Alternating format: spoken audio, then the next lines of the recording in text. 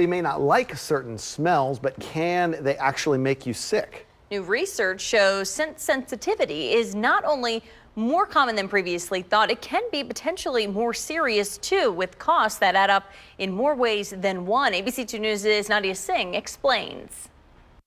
Melissa Ebele works from home most days, where she knows she can avoid smells that make her sick. If I were around somebody that had strong perfume on or was smoking a cigarette, the smells were bothering me and putting me into a full-blown asthma attack. Her doctor helped her figure out the smells were the culprit and that her sensitivity is severe. There are times that I would have meetings that unfortunately I wouldn't be able to drive to because I might have been exposed to some sort of external pollutant. New research shows the risk is real. Nearly 35% of Americans reported health problems when exposed to common fragrant consumer products like air fresheners or deodorizers, cleaning supplies, and personal care products. These types of health effects included asthma attacks, migraine headaches, dizziness, seizures, and skin rashes. Dr. Ann Steinman led the research and says it doesn't require a super sensitive nose to be impacted physically or financially. Over 15% of Americans have lost days at work or lost a job